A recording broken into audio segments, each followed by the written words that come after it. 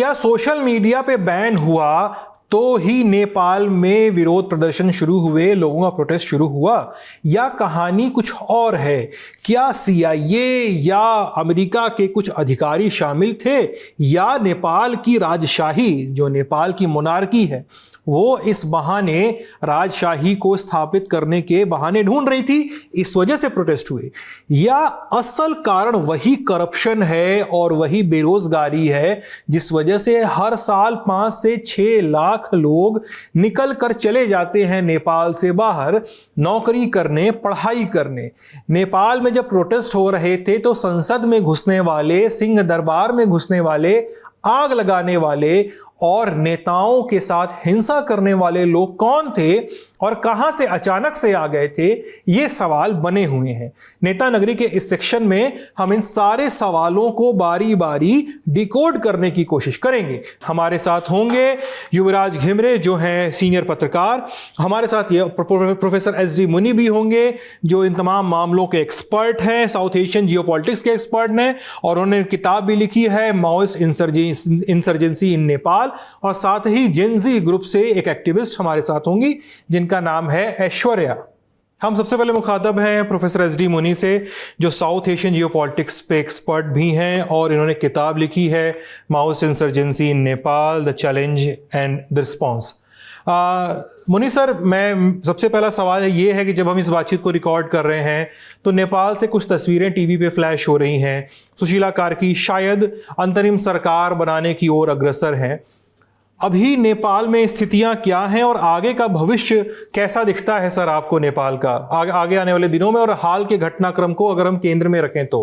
देखिए, अभी जो हाल का घटनाक्रम है उसमें सबसे बड़ी बात यह है कि जैन जी का प्रोटेस्ट हुआ था, उससे वहां की सरकार बदल गई है, और अब प्रश्न खड़ा है सबसे सामने कि इस व्यवस्था को किस तरह से बदला जाए जिससे कि पुरानी गलतियां उसमें नहीं हो, एक ही तरह के लीडर्स वगैरह वहां नहीं आए।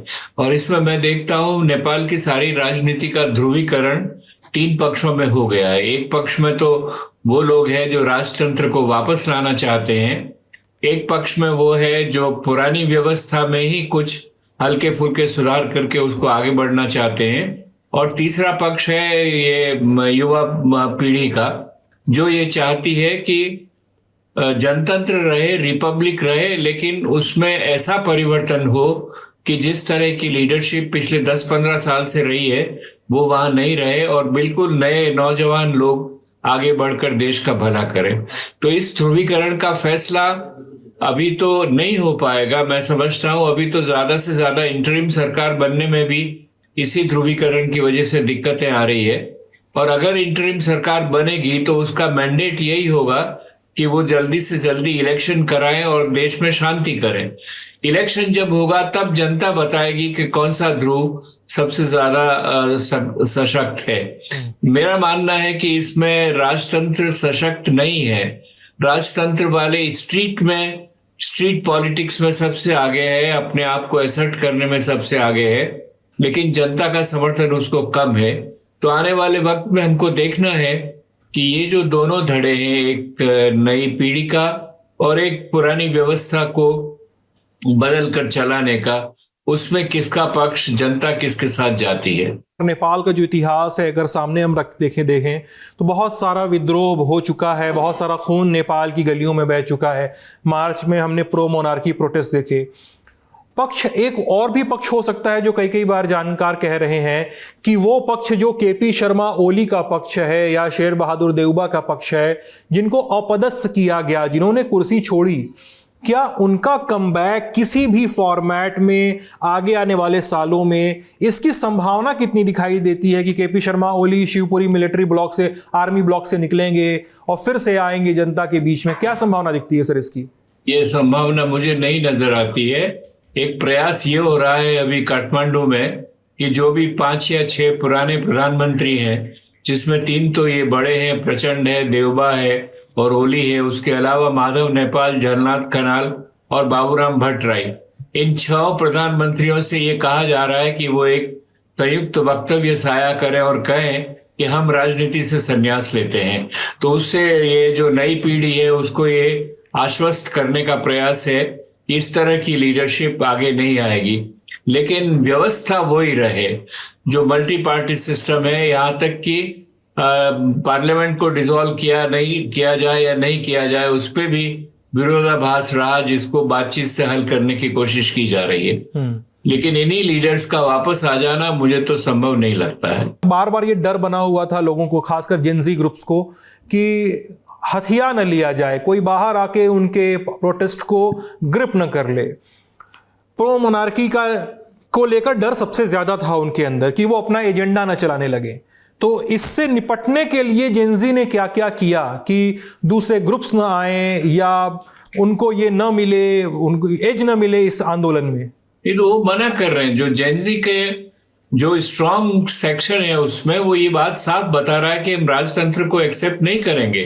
देखिए, राजतंत्र की जो स्ट्रेंथ की बात आप कुछ महीनों पहले की कर रहे हैं, तो राजतंत्र को 8 से 10% जन समर्थन है। वहां पर उनकी सीटें हैं, 8-10 सीटें पार्लियामेंट में है। उससे ये लगता है कि 1-2 लाख लोगों को इकट्ठा करना नेपाल के लिए कोई मुश्किल बात नहीं है। लेकिन वो 1-2 लाख लोग जो हैं, उसको आप अगर देश की सबसे बड़ी शक्ति माने तो ये भूल होगी हमारी। दरअसल में वो लोग स्ट्रीट पावर ज्यादा रखते हैं। विश्लेषण होना चाहिए कि कितने राजतंत्र के सक्रिय लोग जैन जी के साथ मिल गए हैं और जैन जी का कवर लेकर जो हिंसा और विध्वंस हुआ है उसमें कौन कौन लोग शामिल हैं। इसकी पूरी जांच पड़ताल होनी चाहिए, तब पता लगेगा कि ये किस तरह से मैं नहीं मानता हूं कि जैन जी की मेजोरिटी इस तरह का विध्वंस करने को तैयार है। हालांकि बहुत गुस्साए हुए थे वो लोग। हाँ। और ये चाहते थे कि पूरा परिवर्तन हो, लेकिन इस तरह की परिवर्तन से बहुत सारे लोग जैन जी के भी खुश नहीं है, उसको स्वीकार नहीं करते हैं।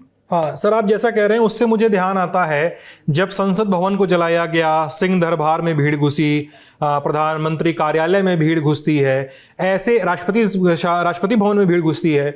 इन संस्थानों पे जब हमला हुआ तो लोगों ने ये समझा कि भाई देखो, लोकतंत्र के प्रतीकों को नुकसान पहुंचाया जा रहा है, यानी कहीं ना कहीं कुछ लोग शामिल हैं जो राजशाही की ओर नेपाल को खींचना चाह रहे हैं, जैसा आप कह रहे हैं। और जेनजी ने बार बार उसके लिए रिटेलिएट किया। लेकिन इस लाइन ऑफ क्वेश्चनिंग को मैं एक और जोड़ दूं, सुशीला कार्की का नाम, जो अब तक लगभग फाइनल है।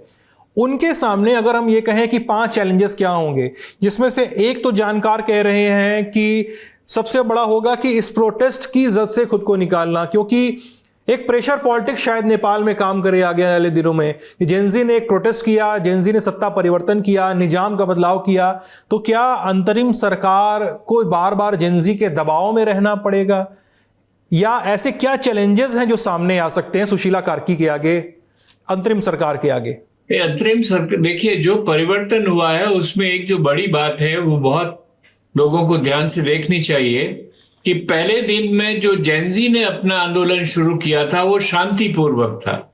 वो लोग मीटिंग करना चाहते थे, उसकी उन्होंने परमिशन ली थी और मीटिंग करी उन्होंने। और उसके बाद कई सारे नेताओं ने ये कहा कि ठीक है, अब आप लोग घर जाइए, आज का काम हमारा हो गया। और उसके बाद हिंसा शुरू हुई है। जब लोगों ने संसद भवन पे जाके आक्रमण करना शुरू किया तो पुलिस ने विद्रोह किया और फिर आपस में झड़प हुई और उस तरह की बात हुई वहां पर। तो इसकी शुरुआत जो हुई है वो हिंसक नहीं थी जेनजी की। और उसमें फौज ने दूसरे दिन सबको, मेरे दिमाग में कम से कम ये बहुत बड़ा सवाल है कि ओली ने जाते समय और जाने से पहले भी ये कहा कि काठमांडू का नियंत्रण सेना के पास होना चाहिए। और सेना ने दूसरे दिन किसी भी बड़े संस्थान को जलने और डिस्ट्रॉय होने से नहीं बचाया। यहां तक कि जो बर्बरता हुई, जैसे झलनाथ खनाल का घर जलाकर उनकी पत्नी को जलती हुई आग में डाला गया, उनको भी डाला गया, जिस तरह से देवबा के साथ बर्ताव हुआ, ये जैनजी ने पहले दिन नहीं किया था। ये दोनों में फर्क जब तक हम लोग नहीं समझेंगे तब तक इसके पीछे कौन है कौन नहीं है। तो क्या कुछ एक दिन के लिए कम से कम सेना ने अपनी आंख बंद कर ली थी? यही वजह है कि इतना ध्वंसकारी काम हुए थे। अब अगर सेना सरकार के साथ है, सुशीला कार्की के साथ है, और दूसरी व्यवस्था सुशीला कार्की के साथ होगा, तो मैं समझता हूं वो उसका मैनेजमेंट हो सकेगा। वरना मुश्किल है। अगर सेना ने समर्थन नहीं किया तो देखिए, नेपाल जैसे देश में जो छोटा देश है और सेना ही सबसे सशक्त है, सभी जगह होती है, अगर सेना एक राजनीतिक स्वरूप ले और एक राजनीतिक बात करे तो वहां पर शांति नहीं होती। पाकिस्तान हमारे सामने बहुत बड़ा उदाहरण है उसका। सर मैं अगले गेस्ट के पास चलूं उसके पहले एक और थ्योरी पे बात कर लेता हूं जो मोर और लेस अभी तक तो कम से कम कॉन्स्पिरेसी थ्योरी है। सोशल मीडिया पे बहस चल रही है कि देखिए साहब, पहले श्रीलंका हुआ, फिर बांग्लादेश हुआ और फिर अब नेपाल हो रहा है। साउथ एशिया में चारों ओर उथल पुथल मची हुई है। सोशल मीडिया के टिप्पणीकारों का ये कहना है। अब आप इसको देखिए तो वो एक बार बार एक्सटर्नल इन्फ्लुएंस की बात करते हैं कि शायद बाहर का कोई इन्वॉल्व है इसमें, क्योंकि बात शुरू होती है सोशल मीडिया बैन से। नेपाल के लोग कहते हैं कि नहीं, सोशल मीडिया बैन तो एक कारण है, हम भ्रष्टाचार के खिलाफ बात कर रहे थे, हम नेपोटिज्म के खिलाफ बात कर रहे थे। देखिए, मैं इसकी संभावना से नकार नहीं सकता। मेरे पास ठोस प्रमाण नहीं है कोई कहने के लिए कि कौन सी एक्सटर्नल एजेंसी ने उसमें भाग लिया है या डीप स्टेट जिसका नाम लिया जा रहा है बार बार अमेरिका की तरफ से। लेकिन एक दो बात ध्यान में रखिए, जो तीनों केसेस हैं कुछ उनमें बड़ी समानताएं। सबसे पहला जो एक्सटर्नल फोर्सेस को रिलेट करता है वो ये है कि सरकारें जिनको बाहर धकेला गया वो सब की सब सरकारें प्रो चाइना मानी जा रही थी। बांग्लादेश और श्रीलंका में काफी कुछ प्रमाण अब सामने आए हैं कि उसमें डीप स्टेट का पार्टिसिपेशन था, अमेरिका की ब्लेसिंग्स थे जो इस तरह का चेंज आ रहा था। और श्रीलंका में लोग ये भी कहते हैं कि अमेरिका और भारत एक ही पेज पर थे। नेपाल में इसकी जांच पड़ताल होनी चाहिए, लेकिन ये पहलू जो है उसको पूरी तरह से न तो नकारा जा सकता है और न इस स्थिति में अभी के वक्त में ठोस रूप से कहा जा सकता है कि यही लोग परिवर्तन लाने वाले हैं। लेकिन दक्षिण एशिया ही नहीं, सारे दुनिया में जिस तरह का ग्लोबलाइजेशन का इंपैक्ट है उसमें एक बात समझ लीजिए कि इतने बड़े परिवर्तन आंतरिक कलह और बाहरी शक्तियों के मिलाप से होते हैं, अकेले नहीं होता। न तो कोई बाहरी शक्ति जब तक फौज डायरेक्ट रोल प्ले नहीं करे, इस तरह से लोगों को भड़काना और फिर उसके बाद में इस तरह का परिवर्तन लाना, अगर दोनों का मिलाप कॉकटेल हो, मैं उसको एक एक्सप्लोसिव कॉकटेल कहता हूं, जो जियोपॉलिटिकल राइवलरीज और इंटरनल अपहीवल, इंटरनल टर्ब्यूलेंस। तो ये बात समझ के अगर हम इसका विश्लेषण करें नेपाल की घटनाओं का तो शायद कोई न कोई दिशा मिलेगी। Thank you so much sir, thank you so much. हम अपने अगले गेस्ट के पास चलते हैं। युवराज सर, मेरा सवाल सबसे पहला यही है कि जब हम ये बातचीत कर रहे हैं, आपने भी ध्यान दिया होगा कि सुशीला कार्की के बारे में खबरें इस समय टीवी स्क्रीन पे चल रही हैं कि वो शायद शपथ ले रही हैं या अंतरिम सरकार बनाने की ओर अग्रसर हैं। सुशीला कार्की बन जाती हैं नेपाल की अंतरिम सरकार की मुखिया, तो उनके सामने बड़े चैलेंजेस क्या होंगे? मैं इस सवाल का जवाब डिकोड करने की कोशिश कर रहा हूं। क्या सुशीला कार्की की या जो भी अंतरिम सरकार है नेपाल की, क्या वो आगे आने वाले समय में जेनजी ग्रुप्स के दबाव में काम करेगी? ये एक बड़ा सवाल है। क्या वो सरकार इस पूरी हिंसा की न्यायिक जांच, जो इंक्वायरी होगी, जो कंप्लेन्स होंगी, जो FIRs होंगी, जो उसके इन्वेस्टिगेशंस होंगे, उनको कैसे डील करेगी ताकि डिस्कंटेंट बढ़े ना, या वहां पर भी जेनजी के टेम्परामेंट को, जेनजी मूवमेंट को थोड़ा सा ध्यान में रखकर एक सॉफ्ट कोर रवैया अपनाने की जरूरत होगी?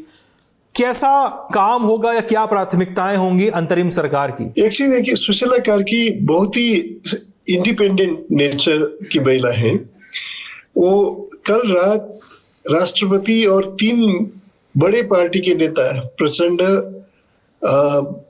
शेरबहादुर देउबा और KP ओली, प्रेसिडेंट के साथ इन लोगों का मुलाकात हुई, जहां कुछ कंडीशन उन्होंने रखा जिसको उन्होंने एक्सेप्ट नहीं किया। और हमारा इन्फॉर्मेशन ये है कि वहां से उठकर चल दी, बोला कि आप मेरा हाथ पैर बांध लेंगे और एक्सपेक्ट करेंगे कि मैं ये रिस्पॉन्सिबिलिटी, ये पॉसिबल नहीं है। इसलिए आज फॉलो अभी शायद वो भी अभी भी राष्ट्रपति पौडेल के साथ ही है। उसमें कुछ कॉन्स्टिट्यूशनल इश्यूज भी, 3 पार्टीज ये बोल रहे हैं कि पार्लियामेंट वर्तमान कॉन्स्टिट्यूशन के अंतर्गत ही ये गवर्नमेंट फंक्शन करना चाहिए, लेकिन वर्तमान कॉन्स्टिट्यूशन में इंटरिम प्राइम मिनिस्टर या नॉन पार्लियामेंट्री को प्राइम मिनिस्टर बनने का कोई प्रोविजन नहीं है। ये स्टेलमेट है। और दूसरा मेजर चीज है जो आपने रेज किया कि एक्सेसिव वायलेंस और करप्शन के केसेस में इन्वेस्टिगेशन ये सबसे बड़ा इशू है जेएनजी मूवमेंट का। इसलिए वो दिक्कत होगा उनके लिए। ये इसलिए सुशीला कार्की की तरफ से डिमांड है कि पार्लियामेंट को पहले अगर डिजॉल्व कर दे प्रेसिडेंट तो वो इंडिपेंडेंटली और ऑटोनोमसली फंक्शन कर पाएंगी। इसलिए मुझे लगता है कि वो अभी भी हिच है। वो जब तक इस चीज का गारंटी नहीं होगा, इस ऑटोनॉमी का गारंटी नहीं होगा, तब तक मुझे लगता है कि वो थोड़ा ये गवर्नमेंट फॉर्मेशन में उसका इम्पैक्ट पड़ेगा।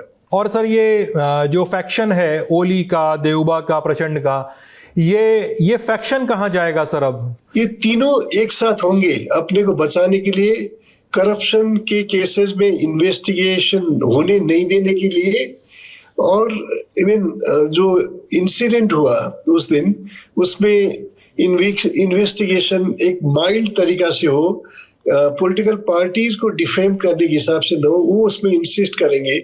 लेकिन मुझे लगता है कि ये पब्लिक सेंटिमेंट अभी उनके अगेंस्ट में है, इसलिए शायद वो ज्यादा दबाव नहीं दे पाएंगे सुशीला कार्की को। अच्छा सर, ये बताइए, जब हम लोग एक्सटर्नल इन्फ्लुएंस की बात करते हैं इस आंदोलन में, सबको पता है कि सोशल मीडिया पे क्या बहस चल रही है। सबको पता है कि लोग एक ट्रेंड की बात कर रहे हैं कि साहब देखिए श्रीलंका में ऐसा हुआ, बांग्लादेश में हुआ, और अब आगे देखिए आ गया आपका नेपाल भी। अब नेपाल में बार बार क्या CIA इन्वॉल्व है? सारे कॉन्स्पिरेसी थ्योरिस्ट जो हैं वो अपनी नींद से जाग गए हैं, उनको किसी किसी आंदोलन के समय ऐसा मौका मिलता है। लेकिन सर मेरे पास एक पीस ऑफ इंफॉर्मेशन है जो बार बार इसमें ध्यान देने की है। US स्टेट डिपार्टमेंट के अधिकारी हैं डोनाल्ड लू श्रीलंका भी जाते हैं, उसके कुछ समय बाद श्रीलंका की खबरें आती हैं। डोनाल्ड लू बांग्लादेश जाते हैं, वहाँ पे सेंट मार्टिन आइलैंड का मुद्दा उठता है, जो बाइडन से शेख हसीना की लड़ाई होती है, और बांग्लादेश में अनरेस्ट आता है कुछ समय बाद।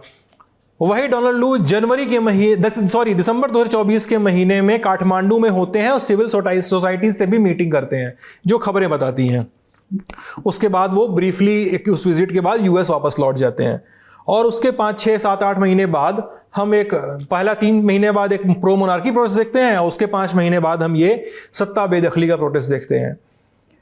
इन थ्योरीज में और इन न्यूज़ को अगर हम एक साथ पिरो कर देखें, एक धागे में बांध के देखें, तो क्या हमको कोई एक इक्वेशन दिखाई देता है? अभी मैं प्रोफेसर मुनी से बात कर रहा था तो वो बोल रहे थे कि इस संभावना को पूरी तरह से नकारा नहीं जा सकता, मतलब हो सकता है। और एक हमारा जो एक रीडिंग कहती है ना कि इतना बड़ा आंदोलन संगठित तरीके से अचानक से सड़कों पे, प्रधानमंत्री सत्ता से बाहर, पूरी सरकार बाहर, और एक नई अंतरिम सरकार का गठन, ये चेन ऑफ इवेंट्स थोड़ा सा पचता नहीं है लोगों को।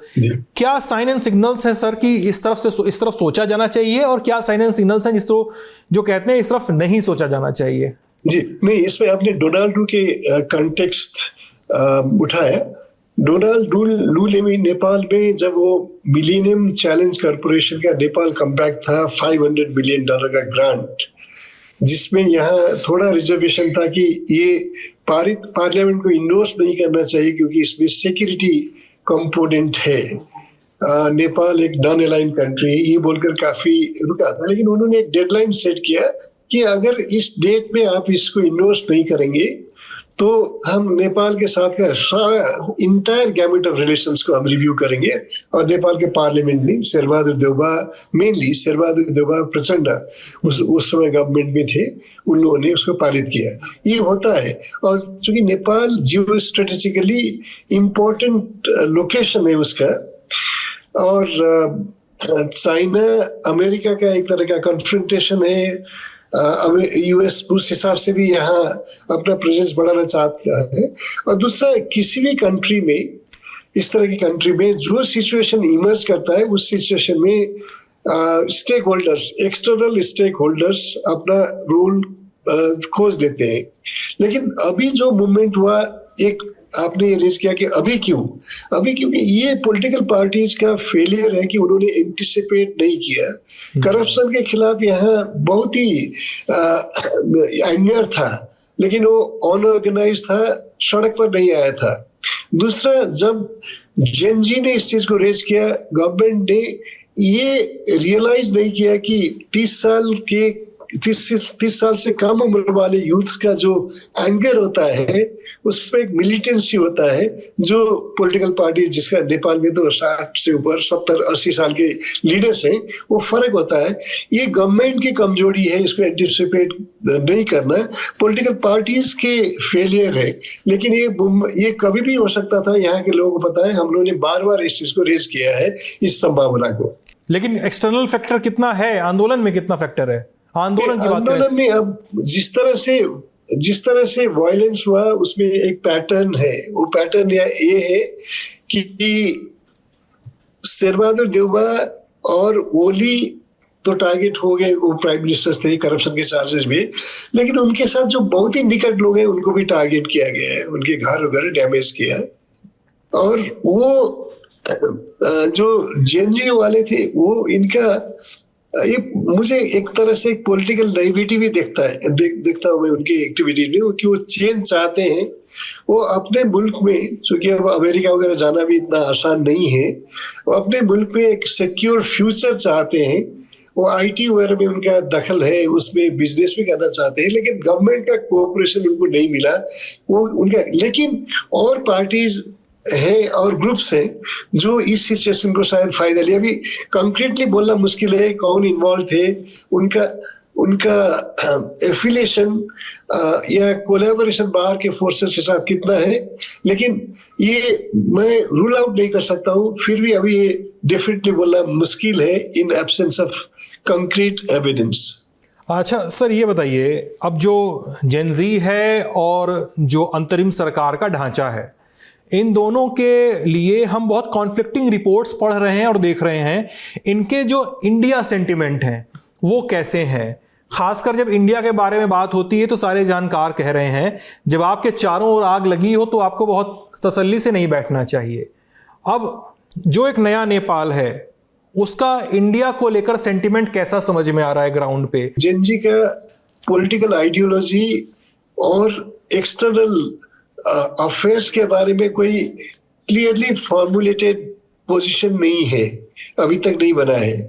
लेकिन पॉलिटिकल पार्टीज या इंटरिम प्राइम मिनिस्टर ये होगा तो उसमें इंडिया के साथ नेचुरली एक कॉर्डियल रिलेशन ये चाहते हैं, यहाँ के लोग चाहते हैं, गवर्नमेंट टू गवर्नमेंट भी ये।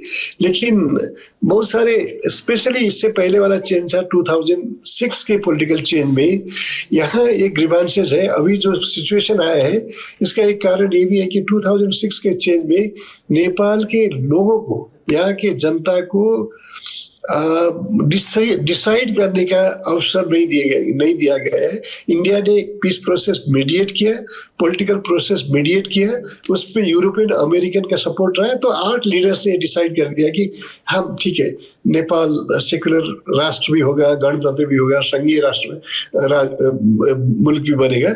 लेकिन उसमें वाइडर डिबेट नहीं हुआ, इसीलिए अभी आज का ये सिचुएशन पैदा हुआ है। हाँ, लेकिन युवराज सर, जब मैं सवाल पूछ रहा था आपसे और तो मेरे दिमाग में वो इक्वेशन चल रहा था कि नेपाल बरसों से इस कॉन्फ्लिक्ट में जीता रहा। एक तरफ से चाइना का प्रेशर है तो एक तरफ से इंडिया का प्रेशर है। मैं नेपाल के अंदर खड़ा होकर अपने जियोग्राफिकल स्पेस को देख रहा हूं, अपने कूटनीतिक स्पेस को देख रहा हूं। चाइना का भी प्रेशर आ रहा है, इंडिया का भी प्रेशर आ रहा है। तो कहीं लगता है कि वो प्रेशर का लिड हटेगा, अब थोड़ा सा एक स्वायत्त किस्म की चीजें दिखाई देंगी जहां पे नेपाल की अपनी थिंकिंग होगी, नेपाल अपने तरीके से निर्णय लेगा। वरना रिसोर्सेज पे सब हाथ रखने पहुंच जाते थे।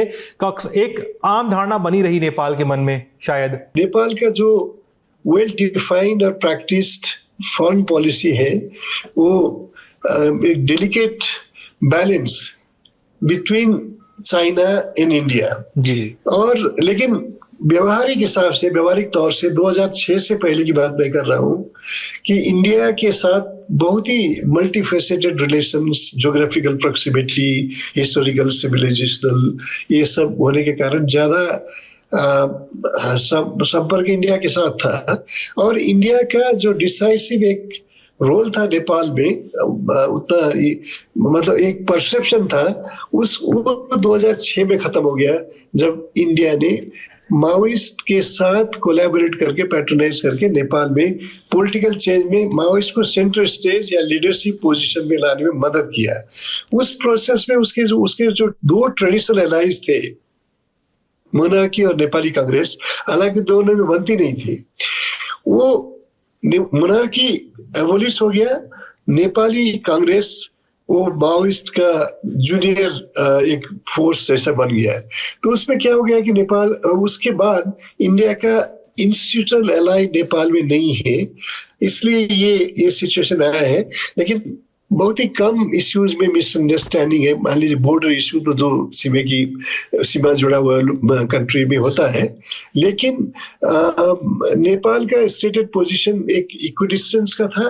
दूसरा, हम अपने टेरिटोरी को किसी नेबर के अगेंस्ट में यूज होने नहीं देंगे। अब मुझे लगता है कि नेपाल ने हमेशा इस चीज को फॉलो किया है। हमारे साथ बख्तापुर से जुड़ चुकी हैं, इस पूरे आंदोलन में से जुड़ी रही एक्टिविस्ट और वहाँ की जेनजी रिप्रेजेंटेटिव भी कहेंगे उन्हें। Yeah, I am involved in this whole process. I wasn't much involved in the protest itself, but in the background, I have been well informed what's going on and everything. We're very clear that we do not want any political parties or leaders calling shots in this whole process, right?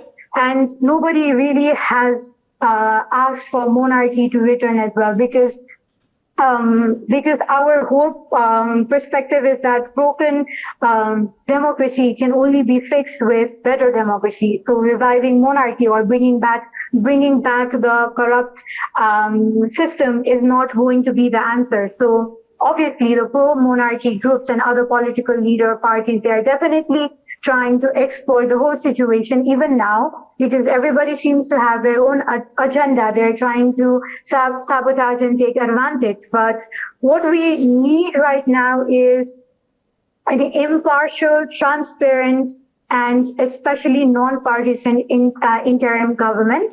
So our focus is on justice. We want justice, we want integrity, because we do not want the lives of those that we lost. First, I think in September 8th, we lost around 20 people who were young students, young children of age 12 to 14 to 16 and 20. And obviously now the number has increased to 50. So it would have been for nothing, right? So we do not want those deaths of young people to just be statistics. So we want a government that is transparent, that is apolitical, and we're hoping that this change will come, and we're patient. Aishwarya, I would like to ask you one thing. When the whole moment erupted, when the whole protest came on the street, when we saw the visuals sitting in India, at first it looked like, you may call it the naivety of the people here, of the interpretations here, because we saw it as a outrage against the social media ban at first. But soon the picture cleared out, and we got to know that it's about the nepotism, it's about the corruption, it's about the shrewd political setup in Nepal, which has to be revamped, and that's what youth are protesting for.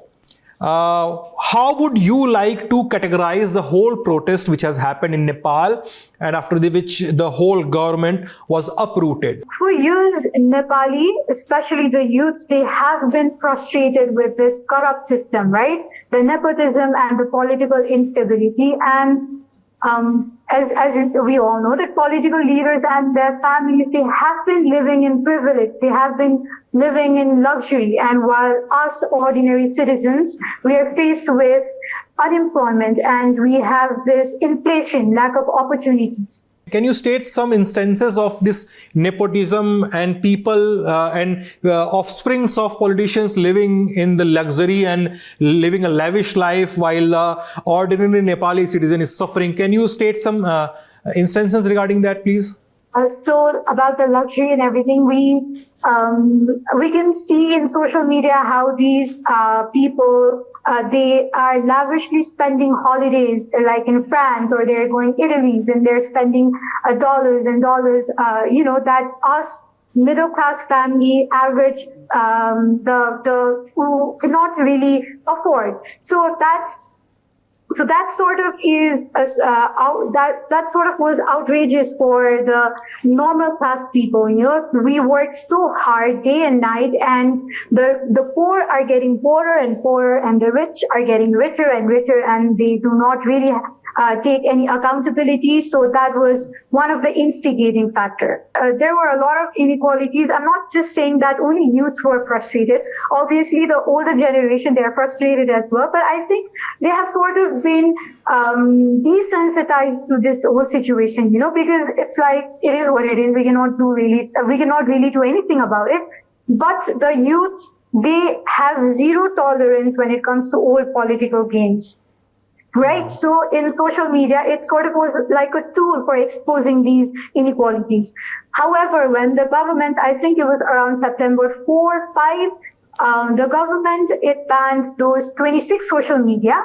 It fueled the already innate anger in us, especially among the Gen Zs, the youths. So, because we are so digitally active and we don't really tolerate this oppressive, authoritarian behavior. And because we do not really live in an autocratic society now, we have democracy, right? And democracy is for the people.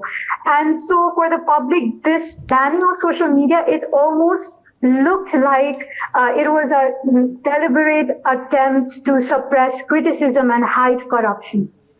And the leaders, they sort of thought that, okay, banning social media would help suppress this narrative. But instead, the ban sort of inflamed public outrage. And the government, it looked like they were protecting the corrupt elites and leaders. And so on September 8th, tens and thousands of youths, they poured into the streets of Kathmandu and other cities as well. And what started as a very peaceful protest, it quickly turned violent, with many speculating that there was outside groups and third-party actors that may have intervened to escalate the whole situation. And so the police, they first started using the tear gas and the water cannons, but the crowd, they did not refuse to back down. And so the police, they started using rubber bullets, but mostly they were using real metal bullets, which is against the protocol. So because of this, at least 15 to 20 people died, which mostly they were students, and hundreds and hundreds of people, they were injured. So one thing I would like to point out is most of them, they were shot in the head or in the chest, which is again against the protocol. The protocol says that if the situation demands, if the crowd, if the police forces, they cannot really control the crowd, they can shoot, but only on the leg, right? Not on the head, not on the chest. They cannot kill people like that. And that too in a very grave situation. You can't shoot in public on a peaceful protest. Exactly, yes. But it started escalating, and the police, maybe they could not really control. We do not exactly know what happened, but the images and videos of police brutality, it spread so fast because we have technology, right? Everybody is capturing every moment, and so it sparked even more outrage. The government, and on the September 8th, the evening, they thought that, okay, this situation has escalated too far. And they thought, okay, banning social media will sort of de-escalate the situation. Maybe people will calm down, the youths, they will calm down. But everybody knows that it was not about social media. It was about the corrupt system, the bureaucratic inefficiency, the political inefficiency. So despite the police curfew on September 9, the whole crowd, the crowd was even bigger on the second day. And they were more angrier, they were more determined. However, I would like to clarify on the fact that there was definitely third-party interference here, for sure. First day, there was only speculation, but on the second day of protest, on September 9, there was third-party interference. And protesters, in the guise of being Gen Zs, they stormed into the parliament building and they vandalized it. They set it on fire. It started with houses of political leaders and ministers, and it escalated towards public property. They burned down the Supreme Court, the executive body, which is the Singh Darbar, and that was never in our agenda. Because in the second day, most of the Gen Zs, the core Gen Z crowd, the population, we were at home because the police, they had said there's a curfew, right? So we were at home. We weren't really on the streets out there, but the movement, it had grown beyond us. The infiltration of the third party was taking a life on its own. So it was out of control, probably because independent youth, they do not really have a chain of command like the political parties when they have any protests. We do not really have a chain of command. So it was very difficult for us to distinguish which is which, who is who, right?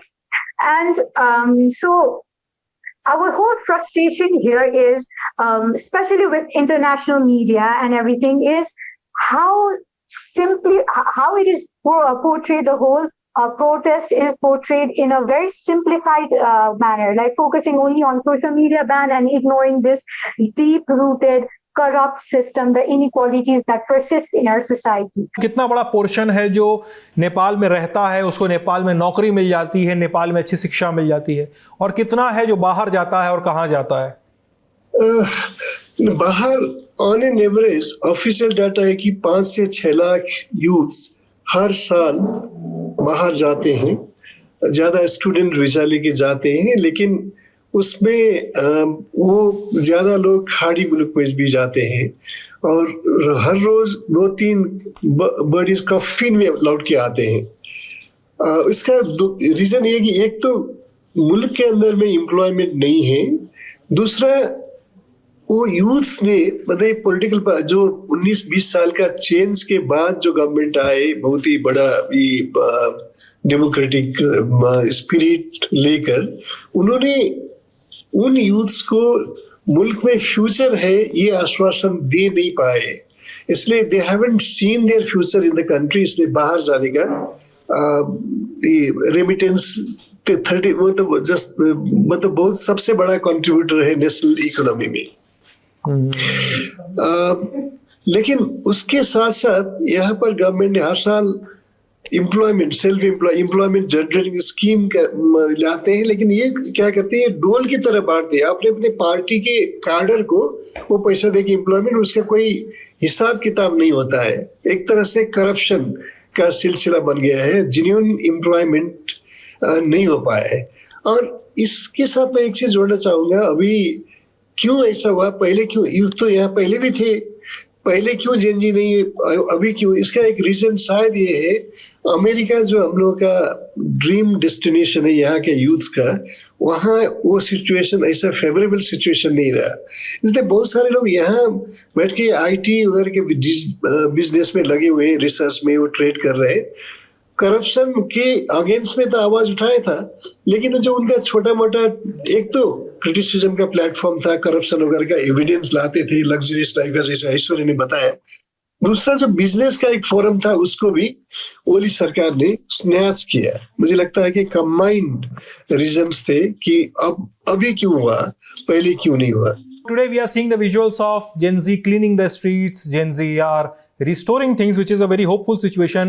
What do you want for the future of Nepal? We can only hope for the best. What we want is not to leave our country. As I think we all know that thousands of Nepalis, they leave for higher education. Even our education system is broken due to political and bureaucratic inefficiency, right? So we do not want that. We want to live in our country and do something for our country. So the government, it shouldn't be pushing us towards immigration. Rather, it should motivate us to stay and do something for our country, for the development of our country. And it looks like the government almost is saying, leave the country, with the whole, the corruption and everything. And so we hope that now maybe there will be some change here, but one can only hope. A change does not really happen quickly. What possibility do you see of seeing KP Sharma Oli, Sher Bahadur Deuba, Dahal in the Kathmandu streets again? Because they are not there and their violences, they have left. How much do you want to see them again in the street? Matlab, it also, the answer to this question also narrates what Nepali youth actually wants. Do they want these politicians out of the system, or do they want to come and fight election fairly and try your luck?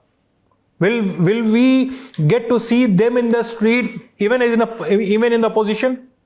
I don't think that's going to happen. There is a very low probability of them winning an election again. At least that is what the consensus is from our side, the youth side, right? What we need right now is an impartial government, someone that has expertise and integrity, which we do not really see in these party people, neither in Sher Bahadur Deuba or KP Sharma Oli, or even like other political leaders, right? So I don't think them winning an election is possible.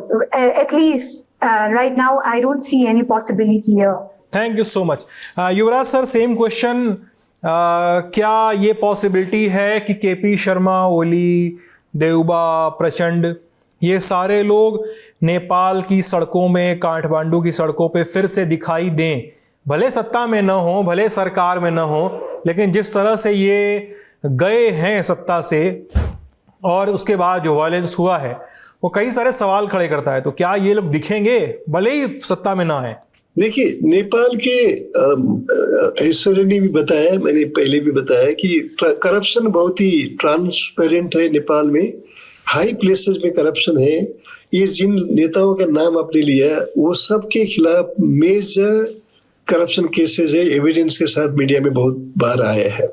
लेकिन उन्होंने वो corruption में investigation का possibility को इन्होंने block कर रखा है और वहाँ कोई अकाउंटेबिलिटी नहीं है.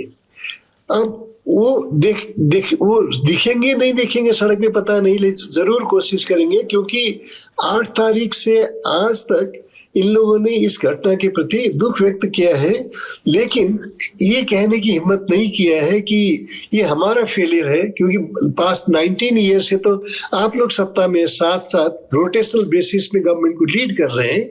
किसी ने नहीं रिस्पॉन्सिबिलिटी लेकर पब्लिक लाइफ से रिटायर नहीं किया है, जबकि सभी तीनों लीडर्स, देउबा 80 साल के हैं, ओली 74 साल के हैं और प्रचंड 71 साल के हैं.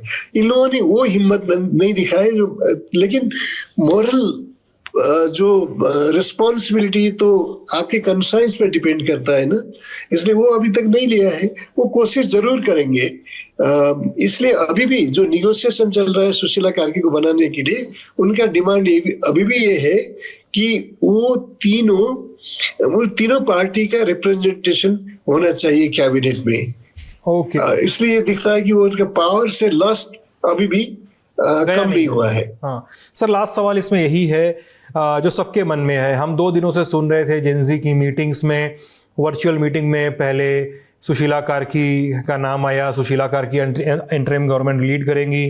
फिर आया कुलमान घिसिंग का नाम कि एक फैक्शन है जो कुलमान घिसिंग को पुश कर रहा है. कहीं से कोई बालेन शाह का नाम लेकर आ जा रहा था, कभी कोई रवि लामिछानी का नाम लेकर सामने आ जा रहा था. अलग अलग फैक्शंस, अलग अलग न्यूज आ रही थी सामने. फिर अब लग रहा है कि सुशीला कार्की के नाम पर एक कंसेंसस बिल्ड हो गया है. अंदर क्या हुआ सर, इन मीटिंग्स में अंदर क्या होता रहा और आखिर में सुशीला कार्की के नाम पे कंसेंसस बना कैसे?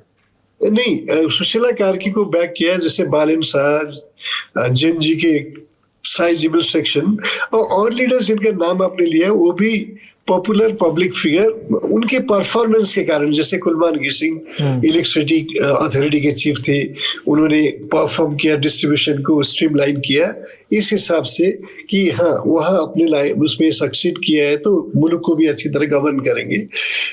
लेकिन सुशीला कार्की के फेवर में इसलिए माहौल बना शायद क्योंकि जुडिशरी से निकलने के बाद भी उन्होंने करप्शन के केसेस को पब्लिक फोरम में उठाया है. हालांकि उनके पास एडमिनिस्ट्रेटिव एक्सपीरियंस नहीं है, लेकिन ये नेचुरल वो कनेक्ट है एंटी करप्शन उसमें। लेकिन अंदर में क्या है कि अब वो शेरबहादुर देउबा, ओली और प्रचंड के साथ प्रेसिडेंट पौडेल भी वो नेपाली कांग्रेस के ही हैं, वो चारों का है कि इसी कॉन्स्टिट्यूशन से सॉल्यूशन खोजना चाहिए, मतलब ढूंढना चाहिए। और ये कॉन्स्टिट्यूशन अलाउ नहीं करता है नॉन पार्लियामेंटेरियन को प्राइम मिनिस्टर बनना, क्योंकि पार्लियामेंट डिसाइड करता है कौन ये होगा। इसलिए उनकी तरफ से एक डिमांड है सुशीला कार्की की तरफ से कि पार्लियामेंट डिसॉल्व होना चाहिए, लेकिन प्रेसिडेंट वो नहीं कर रहे, 3 पार्टी ये नहीं कर रहे, इसलिए काफी क्राइसिस है अभी भी।